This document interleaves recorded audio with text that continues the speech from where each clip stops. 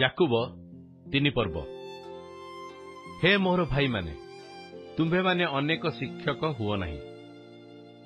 ଶିକ୍ଷକ ଯେ ଆମ୍ଭେମାନେ ଯେ ଗୁରୁତର ଦଣ୍ଡ ପାଇବା, ଏହା ଜାଣ। ଯେଣୁ ଆମ୍ଭେମାନେ ସମସ୍ତେ ଅନେକ ବିଷୟରେ ଝୁଣ୍ଟି ପଡ଼ୁ।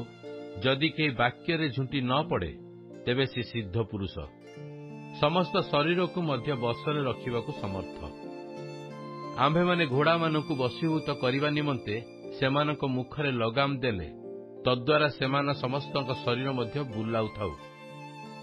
ଦେଖ, ଜାହାଜ ମଧ୍ୟ ଏତେ ବଡ଼ ହୋଇ ପ୍ରଚଣ୍ଡ ପବନରେ ଚାଳିତ ହେଲେ ହେଁ ଗୋଟିଏ ଅତି କ୍ଷୁଦ୍ର ମଙ୍ଗ ଦ୍ୱାରା ମଙ୍ଗଧରାର ଇଚ୍ଛା ଅନୁସାରେ ବୁଲେଇ ଦିଆଯାଏ। ସେହିପରି ଜିହ୍ୱା ମଧ୍ୟ ଗୋଟିଏ କ୍ଷୁଦ୍ର ଅଙ୍ଗ, କିନ୍ତୁ ମହାଗର୍ବର କଥା କହେ। ଦେଖ, କେଡ଼େ କ୍ଷୁଦ୍ର ଅଗ୍ନିକଣିକା ଦ୍ୱାରା କେଡ଼େ ବଡ଼ ଅରଣ୍ୟରେ ନିଆଁ ଲାଗିଯାଏ। ଜିହ୍ୱା ମଧ୍ୟ ଅଗ୍ନି ସ୍ୱରୂପ। ତାହା ଆମ୍ଭମାନଙ୍କର ଅଙ୍ଗ ସମୂହ ମଧ୍ୟରେ ସମସ୍ତ ଅଧର୍ମର ମୂଳାଧାର ସ୍ୱରୂପେ ଅବସ୍ଥିତ। ତାହା ସମସ୍ତ ଶରୀରକୁ ଅଶୁଚି କରେ ଓ ନିଜେ ନରକାନଳରେ ପ୍ରଜ୍ୱଳିତ ହୋଇ ପ୍ରକୃତିର ଚକ୍ରକୁ ଜଳାଏ।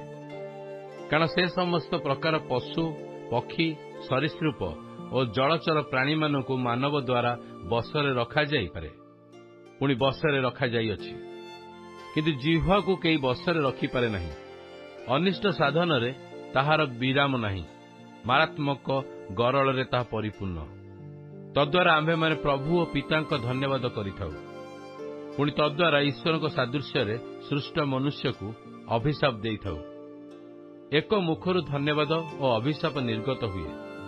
ହେ ମୋର ଭାଇମାନେ, ଏପରି ହେବା ଉଚିତ ନୁହେଁ।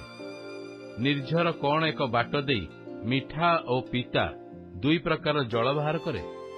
ହେ ମୋର ଭାଇମାନେ, ଡିମ୍ବିରି ବୃକ୍ଷ କଣ ଜିତଫଳ ଅବା ଦାକ୍ଷଲତା କଣ ଡିମ୍ବିରି ଫଳ ଫଳିପାରେ? ଲବଣାକ୍ତ ନିର୍ଝର ମିଷ୍ଟ ଜଳ ଦେଇପାରେ ନାହିଁ। ତୁମ୍ଭମାନଙ୍କ ମଧ୍ୟରେ ଜ୍ଞାନୀ ଓ ବୁଦ୍ଧିମାନ କିଏ ଅଛି? ସେ ଜ୍ଞାନ ସଙ୍ଗତ ନମ୍ରତା ସହ ସଦାଚରଣ ଦ୍ୱାରା ଆପଣା କର୍ମ ପ୍ରକାଶ କରୁ। କିନ୍ତୁ ଯଦି ତୁମ୍ଭମାନଙ୍କ ହୃଦୟରେ ତିକ୍ତ ଈର୍ଷାଭାବ ଓ ସ୍ୱାର୍ଥପରତା ଥାଏ, ତାହେଲେ ସତ୍ୟ ବିରୁଦ୍ଧରେ ଗର୍ବ କର ନାହିଁ ଓ ମିଥ୍ୟା କୁହ ନାହିଁ। ଏପରି ଜ୍ଞାନ ଊର୍ଦ୍ଧ୍ୱରୁ ଆଗତ ନୁହେଁ, ମାତ୍ର ତାହା ପାର୍ଥିବ, ଶାରୀରିକ ଓ ଭୌତିକ ଅଟେ। କାରଣ ଯେଉଁ ସ୍ଥାନରେ ଈର୍ଷା ଓ ସ୍ୱାର୍ଥପରତା ଥାଏ, ସେହି ସ୍ଥାନରେ ସମସ୍ତ ପ୍ରକାର ଦୁଷ୍କର୍ମ ଥାଏ।